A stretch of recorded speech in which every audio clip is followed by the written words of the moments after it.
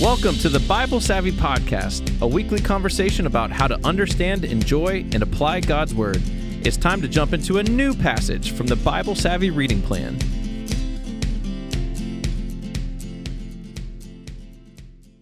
What's up, Bible Savvy Nation? I'm here with Pastor Courtney and Pastor David. And David, we've got a question to continue from last week. That's so right. Set us up. We got a two-parter. Yeah, first half, second half. So it's March Madness. The brackets have been revealed. College basketball is being played. It's a beautiful time of the year. One of my favorite times of the year. Who are you cheering for right now, David? Well, obviously, Kentucky Wildcats. Spoilers. But I didn't force you guys to talk basketball. We are talking desserts. So we put together a final four of desserts last week. So if you missed last week, you might have to go back. But we had some pairings that were randomly assigned that each of us chose our favorite dessert, and then I brought in former Bible Savvy host Nikki Lucas to add hers. Unfortunately, Nikki's dessert and my dessert both lost somehow. I don't understand. I chose both of them, still lost.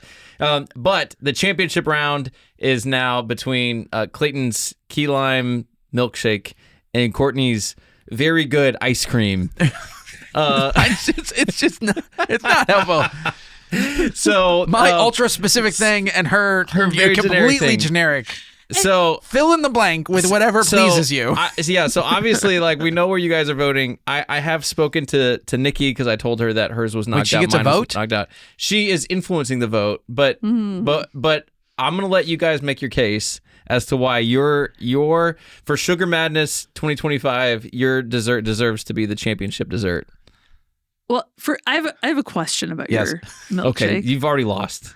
No. Just Are kidding. there chunks of crust in your milkshake? Okay, all right. So this is the part I have to clarify. So David texted me, "What's your favorite dessert?" And I wrote key lime pie and milkshakes, and he put them together. So here's the thing: I have had key lime pie milkshakes, and they are amazing. So I definitely thought that was one thing. No. Did they have chunks of crust that came through? So key lime pie ice cream has like little bits of crust in it, but it's not like eating a chunk of crust. But you use that to make the key lime pie milkshake, and it is absolutely delicious. It is very, very good.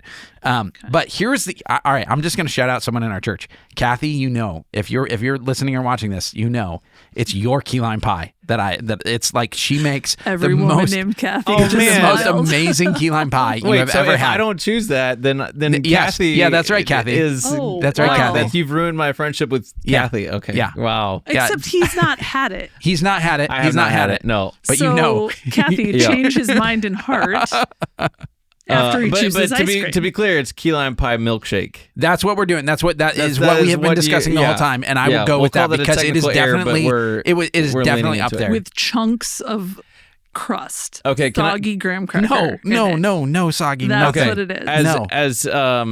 What I don't understand is what I just, because I've never had key lime pie, honestly. Oh my gosh.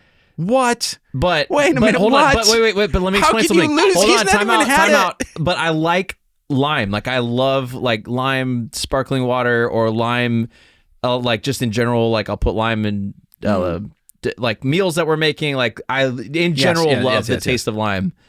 How similar is it? Well, it's not like lime on a taco. You know what I mean? Right, I was going to say, like, what about dang it. lime flavoring? Yeah, like lime flavor. It is okay. So it is sour, sweet, and creamy altogether. That's the thing about key lime pie is you have the smoothness of the pie and the tart of the sour and the sweetness of dessert, and it's so good. And then if you get a graham cracker crust, but we're talking about we're talking about the milkshake, but you get all of that kind of flavor blended in there, little whipped cream on top. It's so good. Okay. Blended in with some cheap vanilla ice cream. Picture it that way. No. All right, make your case for any ice cream you like. Ice cream is the ultimate dessert, right? Mine is made out of ice cream. It fills in the cracks after a meal. So there's always room for ice cream because it just melts down into the cracks so that like you can always eat some ice cream. Now, when I say really good ice cream, I'm going to shout out some local. We're in St. Charles, South Elgin, Illinois. I love Milk House up in Pingree Grove. Love Grams in Geneva. salty cookie at Graham's in Geneva. Probably my favorite. It's kind of a cookies and cream cookie dough with just a tiny little sprinkle through of sea salt. So good. Also, Maddie Banani there's pretty good too. They have a lot of them. You can't really go wrong. Graham's you can't great. go wrong. Graham's is yes. Do they have churros? They have a really delicious cinnamon ice cream. Similar. And we have waffle cone. You might be good. That's true. Right. And then, Kimmer's in St. Charles, another great one too. There's Parent Trap ice cream. It's cookies and cream with a peanut butter swirl. Yeah. That's good. He's good. even agreeing with me right now. So Look, I have a milkshake. Like, I'm clearly on team ice cream. It's like, what separates yours from his is really the question. Yeah, well, it's about 3 minutes of work. But there's something about like you got an ice cream cone. Somebody's like the waffle cone. You go to Graham's, you can get a malted milk ball in the waffle cone. Wait, you are doing what he did to the potato. When you're like, look, you like cones, you like coats. It's like saying to the baked potato, you like bacon. It's like that's not what we're talking about. We're talking about potatoes. Okay. Anyway, all right. What do you think? I've heard enough. I'm gonna read Nikki's response first because I did ask Nikki, and Nikki's vote is basic ice cream because I don't believe Key Lime belongs in a milkshake, and you can't go wrong with a good scoop of chocolate ice cream. And she would agree from Graham's as well, probably. Yeah. I am interested and open to trying yours, but I've got to go. But you've never even had key lime pie? No, I have not. Oh, okay. All right, Kathy. we're doing this, okay? But I think the champion of Sugar Madness in 2025 is ice cream. So congratulations, Courtney. Congratulations. You did it. But next week I'm bringing churros to the podcast. Let's deliver on that. Kathy should bring a pie. We can eat a key We'll see. pie. We'll talk offline to see if we can get a pie. All right. We are in the book of Matthew. And if any of you don't like banter, I'm sorry for this, this episode. Matthew chapter 17, little context here. I'm just going to recommend, we're, a little past halfway in Matthew here. If you have not gone and watched the Matthew video, I think there's actually 2 videos on Bible Project. It's well worth it. Seeing the structure, the whole flow of things is very, very helpful, even kind of hearing where some of this middle stuff fits into it. So here's what's just happened. Jesus has asked his disciples, who do you say that I am? Okay, so they've been traveling with him. The crowds are hearing about him, but Jesus has not come out and just said, I'm the Messiah. But he goes to his disciples and says, who do you say that I am? Mm-hmm. And they say, well, Peter, on their behalf, says, you're the Messiah. You're the son of, we think you're the guy we've been waiting for. Jesus immediately says, that's why I have to die. And this puts him in a tailspin. Peter's like, whoa, Messiah doesn't die. Jesus has to rebuke him. But then he goes on to say, this is how it's going to work, right? That you've got to die to live. And I'm going to give myself as a sacrifice here. But then he says this. He says, this is a weird ending to kind of this little teaching. He says, there are some of you here who will not face death until you see the kingdom coming. And then you turn the corner to this story, which is a very fascinating thing once you see what the story is, because it's kind of a little glimpse of the kingdom. Okay, yeah. So we're going to read it. Matthew 17, 1 through 13. After 6 days, Jesus took with him Peter, James, and John, the brother of James, and led them up a high mountain by themselves. There he was transfigured before them. His face shone like the sun, and his clothes became as white as the light. Just then there appeared before them Moses and Elijah, talking with Jesus. Peter said to Jesus, Lord, it is good for us to be here. If you wish, I will put up 3 shelters, one for you, one for Moses, and one for Elijah. While he was still speaking, a bright cloud covered them, and a voice from the cloud said, This is my son, whom I love. With him I am well pleased. Listen to him. When the disciples heard this, they fell face down to the ground, terrified. But Jesus came and touched them. Get up, he said. Don't be afraid. When they looked up, they saw no one except Jesus. As they were coming down the mountain, Jesus instructed them, Don't tell anyone what you have seen until the Son of Man has been raised from the dead. The disciples asked him, Why then do the teachers of the law say that Elijah must come first? Jesus replied, To be sure, Elijah comes and will restore all things. But I tell you, Elijah has already come, and they did not recognize him, but have done to him everything they wished. In the same way, the Son of Man is going to suffer at their hands. Then the disciples understood that he was talking to them about John the Baptist. All right, let's go to the O in comma, which is observations. What do you guys see in this passage? Okay, so Jesus picks 3 guys. One of those guys, a couple verses before this, Peter, he said, "Get behind me, Satan. You are a stumbling block." And after 6 days, then Jesus takes the same guy up to this amazing moment. That to me is striking. That's something striking. I mean, like, hold on, wait. Peter did have like a great moment and then a really down moment, and now he's back in a high moment. And I have always wondered what Jesus was doing when he chose these 3 guys, Peter, James, and John, and saying, "Hey, you're the 3."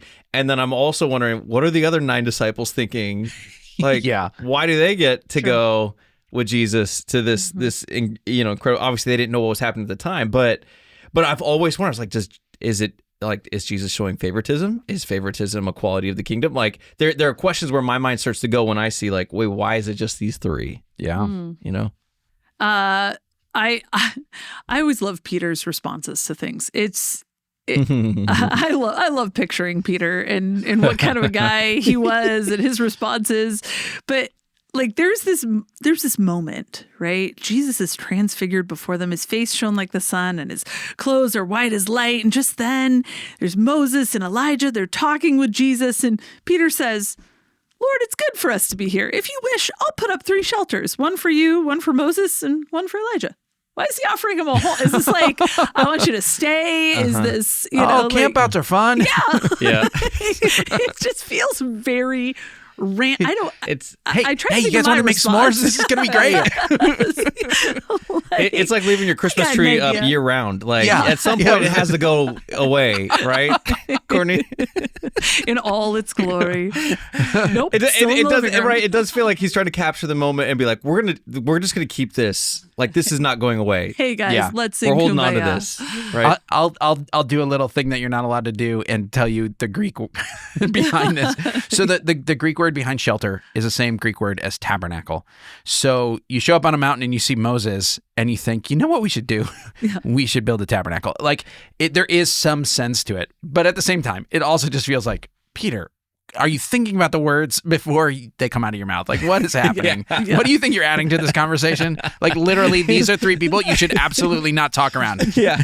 Like, let them do the talking. Like, read the room, buddy. This is the way of Peter. Yeah. Really. Like, think about it. Like, where that James guy. and John like nudge him, Peter, like, dude, Shut up, Peter. Shut up, man. Just stop just not right now. Not right now. I noticed this verse 5.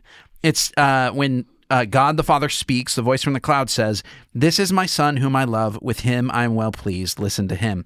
That is a phrase that comes up earlier in Matthew. This is where I associate it with the baptism of Jesus. So Jesus is coming up out of the water. The Holy Spirit comes on him like a dove. God says those exact words. "This is my son. I love him. I'm well pleased with him." So it's interesting that happens again here because it links those 2 things together. And I probably have to ponder a little bit about those 2 links, but it is a contrast. The initial thing that I think of is like when Jesus is being baptized, it's a little bit of a humble thing. Right? Baptism symbolizes death. It symbolizes, sorrow over the brokenness of the world in your life. And although Jesus doesn't have to repent of sin, he is saying, like, I'm going to bear the burden of sin for all of these people. And there's a certain kind of like humbleness to, you're just getting dunked in the water and coming back up. You look like any old guy. And then there's this, you know what I mean? It's interesting that those 2 things are said in both places. Yep. The next verse was something really striking to me and really impactful for me when it says, when the disciples heard this, they fell face down to the ground, terrified. But Jesus came and touched them. "Get up," he said, "don't be afraid." And when they looked up, they saw no one except Jesus. And it was just this, to me, that was this incredible picture of, just that fear of God, this almost far off presence and this feeling of God being far off, kind of that separation.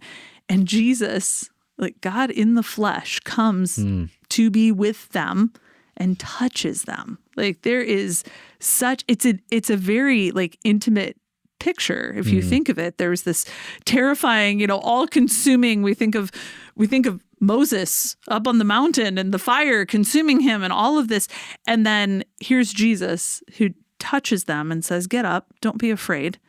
And then they see no one except Jesus. Like he fills their minds, their thoughts. They're in that moment. And that was just a striking scene to me, and one that was significant in the midst of this. I don't know that I've ever reflected on that in this moment.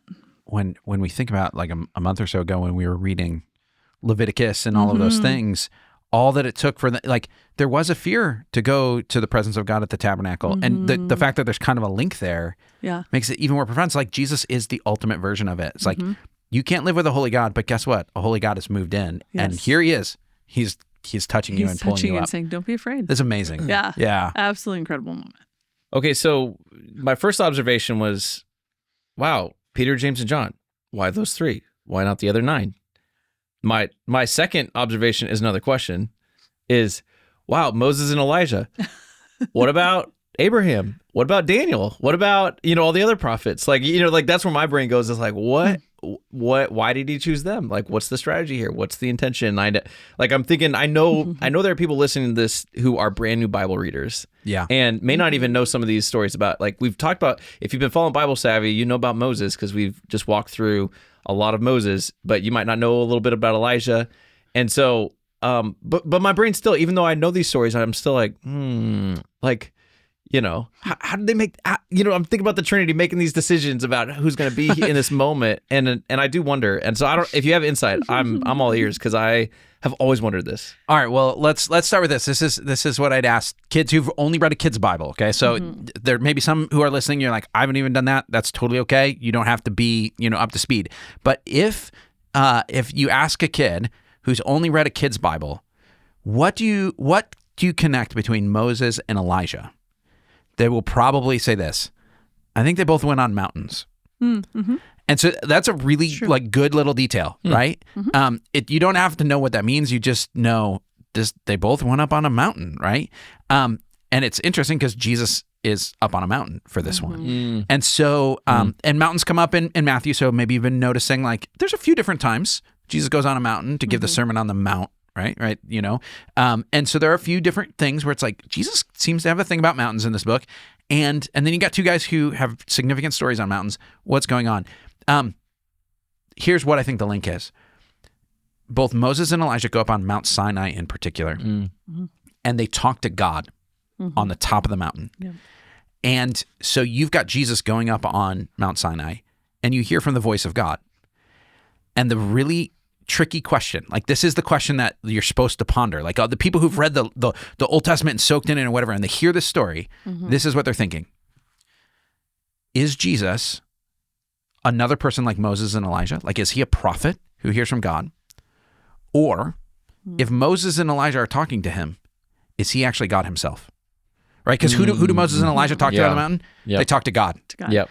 And so for God to say, this is my son, is really saying, so he's not just a new Moses. He's actually the guy Moses was talking to at the beginning. Yeah. So it's kind of a wild thing. Yeah, that's really cool. Also, this is just again, my brain, I don't know why my brain does this, but they didn't have social media back then. They didn't have photography back then. So like Peter, James, and John, they get in this moment. Like, are Moses and Elijah wearing name tags? Like, how do they recognize the guys? Like, how do they walk in and are like, like, how do you know? You know? I thought you were going to say, how did anybody believe him? Like, no picture didn't happen. Like, it didn't happen. That too. I wasn't sure. Picture didn't happen. He's like, hey, I'm Elijah. There's ravens feeding me stuff. Fire. Look, I can call it down. Like, what do you do? Yeah. So I know heaven is a perfect place. They all wear name tags there. Yes. This is the rules, right? That's it. We're going to make a law. I have no idea. Maybe Jesus was like, "Hello, Moses." Yeah, right. Yeah. Yeah. Oh, yeah. Jesus. It's good to see you. Let me introduce Eli, you man, to my good to- friend. Yes. What other observations do you make? Hey, maybe this is a Hey Clayton. Hey Clayton talked about John the Baptist, Elijah. You got that whole ending to the whole thing. The disciples it's weird. understood he's talking about John the Baptist. Yeah. It's weird. Okay. If you didn't have me here to say, "Hey, Clayton," how would you figure it out? Like, what would your strategy be? You guys, the truth is, you guys have seminary educations. Like, I don't need you to ask me questions. But It's more fun. if you were going to figure it out and you're like, I don't know, what's the connection with John the Baptist? Where would you start? Okay. So I started in my study Bible because I try not to go into extra resources when I'm preparing for something like this. And I actually heard, because we talk about study Bibles on here, someone actually bought a study Bible because they didn't have one, but they heard us talking about it here as it's helpful. So I'm naming that out loud. I looked in my study Bible. My study Bible pointed me to Malachi chapter 4, verses 5 and 6, where the prophet speaks to Elijah coming first. So when they're referencing this, they're referencing Old Testament prophecy. And then it goes into, in my study Bible, it said, God predicted John's work as being like that of Elijah, and has a lot of different references for how it connects. They said, first, God predicted John's work as being like that of Elijah. Second, he dressed like Elijah. Third, like Elijah, John the Baptist preached in the wilderness. Fourth, both men preached the message of repentance. And fifth, both men withstood kings and had high-profile enemies. And it draws a line between the two. So that's what I read in my study Bible, and I was like, that seems like a pretty good start. Yeah. Those would be enough to sum it up. And then if you wanted to, you could go back and flip back through earlier in Matthew and say, "Oh, okay, that's what that is." And again, you might not know Elijah. Like you guys would be familiar with it. We'd be familiar with it. But some people would be like, I don't even know. You might actually, I'm sure there's a note probably that says, go back to 1 Kings when this is where you're going to find it or whatever. So if you want to spend time digging that up, you can. Okay. And so a lot of people will go one of two ways. They'll either feel like really obligated, like I gotta hunt down every clue. And I want to tell you, it's okay if you just want to get what you can get and say, I don't totally get the John the Baptist. I read the footnote. Cool. Or if you want to say, I want to get lost for half an hour and go hunt that down, it's totally great. This is what reading the Bible is like. It is an adventure, and over time, you start to pick those things up. Yeah. We did not get to the place where we say, oh, here's a connection, like because we read it once. You know what I mean? It's like slowly over time, you remember who John the Baptist is and Elijah and so on, and your notes help you with some of that. Here's the one other thing I'd add to this. Jesus points out, he's saying, okay, there's going to be a prophet like Elijah. We've got that prediction. Guess who it is? It's John. But then he makes this other connection, which is very ominous, right? He came, he showed up, and everybody missed it, but they did what they wanted to, which is, we read this a few chapters ago, they killed him. And so to say, we've been waiting for Elijah to come, we're waiting for Elijah to come, and then if he actually does show up, they cut his head off. It's not looking good for when the Messiah shows up, which is foreshadowing what's going to happen to Jesus. All right, let's go on to one of the M's in comma. Let's talk about meditation first. I think with a story like this, it is so full of visual details and these important moments that just feel like, whoa, what would that be like? This is definitely one where I would use my imagination, right? Like in the morning, I would sit there and I would read through it again. I'm not going to read through the whole passage for you right now, but we're going to, do the 45 seconds here for you to ponder it. So if there's a detail you want to picture in your mind, say, what would it be like to be there? Or you can pause this and actually read it again and use your imagination to say, what would it feel like? What would I see? What would I have heard? What feelings would have it evoked? Go ahead and put yourself in the situation.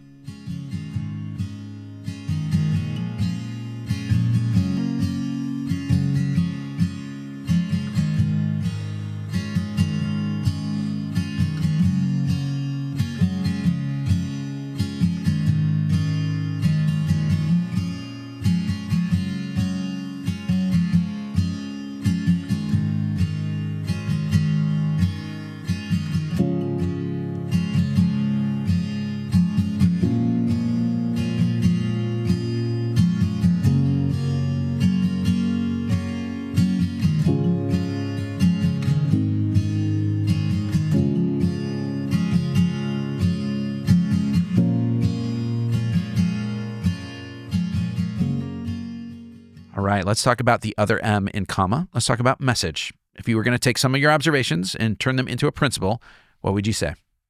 Okay, I actually had written down two, so I was sitting here trying to decide between the two, but I'm going to land on this. So it comes from verse 5, where a voice from the cloud said, "This is my son whom I love. With him I am well pleased. Listen to him." So my message is Christ in all of his glory deserves our attentive ears, and we should listen to him. All right. Well, the section that just stuck out to me again was the idea of when the disciples heard this, they fell face down terrified, but Jesus came and touched them and get up, don't be afraid. And it just, to me, it was like God came near in the person of Jesus. And that seems like a simple message, but that was this read through. That was the one that kept hitting me. Yeah. My message is Jesus is what the law and the prophets were pointing to. So I'm taking this from the observation of you got Moses and Elijah. So Moses represents kind of the law, like the first 5 books of the Old Testament, the Pentateuch, the Torah. And then Elijah is kind of a symbol of all the prophets that came after. And all of these different things, like the mountain and Elijah coming and all of this stuff, is all of this imagery and significance from the Old Testament pointing forward. And Jesus is standing there and God's like, this is it. This is what it all pointed to. So Jesus is what all of the law and prophets was pointing to. All right, so let's go on to the A in comma, application. What do we do in response to all this? Yeah, I'm kind of changing everything I wrote down kind of live in the moment. Go for it. So this is just real life. Yeah, exactly. So my message was Christ in all of his glory deserves our attentive ears, and we should listen to him.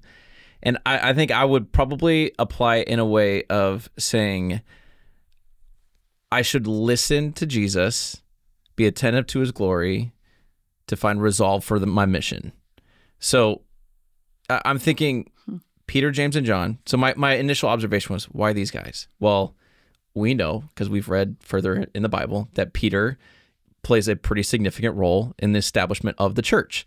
And he talks about in one of his letters about how, hey, we're not just talking about some fable. We were eyewitnesses to God's glory. Yeah. And he references this moment later on. And I think Jesus was saying, hey, if you're paying attention, if you got your eyes open, you're listening to me and you're paying attention, this will give you resolve for the mission I've called you to later on when things get really tough and you find persecution and discouragement and you don't want to do this anymore.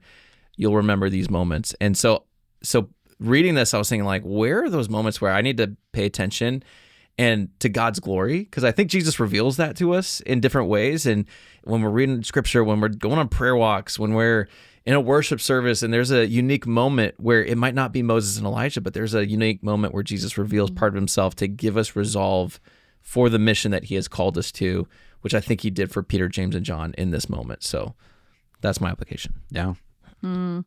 Yeah, and my message is about God coming near in Jesus. And that, again, just reading that section, I often think when I'm trying to make an application, there's kind of 2 ways I can go. Sometimes I'll, write out my message and then say, so I will. So, you give yourself a, so I will.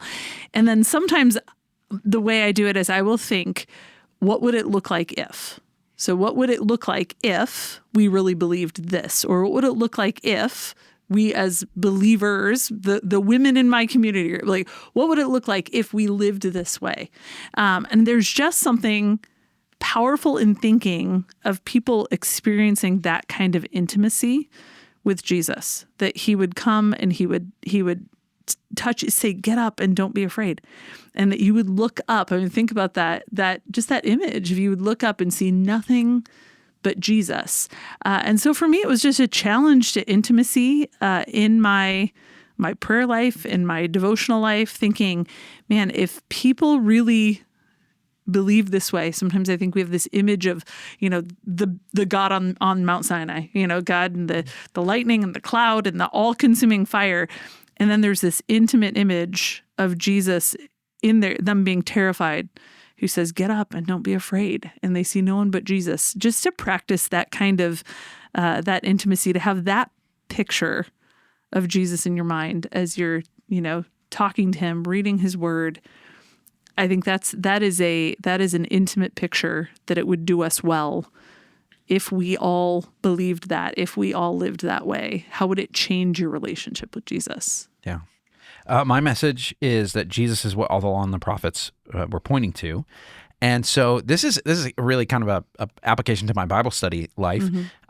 We're in Matthew right now, but we're going to go back to the Old Testament. And if you do Bible Savvy, it's about 50-50. We go a little bit slower in the New Testament, a little bit faster in the Old Testament. If you're reading like one chapter a day, you're going to spend 4 times longer in the Old Testament than you will in the New Testament. So when that's the case, a lot of people say, I'm just trying to get through the Old Testament. I'm an Old Testament guy, so I love it, and that's not really my thing. But part of it is because you have to learn to say, this is part of Jesus' story. It's all pointing towards him. And if you can learn to say, this is a thread that goes towards Jesus, it does a lot. It's not just obscure history that if you're into that sort of thing you want to learn about. It's actually pointing to the person that you have a real relationship with. And so when we get back to the book of Numbers after this, when we're talking about Deuteronomy, when we're talking about these Old Testament books, saying, how does this point the way towards Jesus? How does it go forward? Because the same God who is there is the one who is revealed on the mountain here. And so we can do that. Just a really practical way to do this. There are some kids' Bibles that do a really good job doing this. Jesus Storybook Bible is the classic. Get it. You need to do that. I give that to adults because it's like, look, if you need 40 stories in the Bible to help you understand keep a box of tissues close by. I tear up when I read that Bible. Absolutely. There is another one called Big Picture Story Bible really that good. does a really good job showing the whole, like how all the stories link together, kind of big picture one.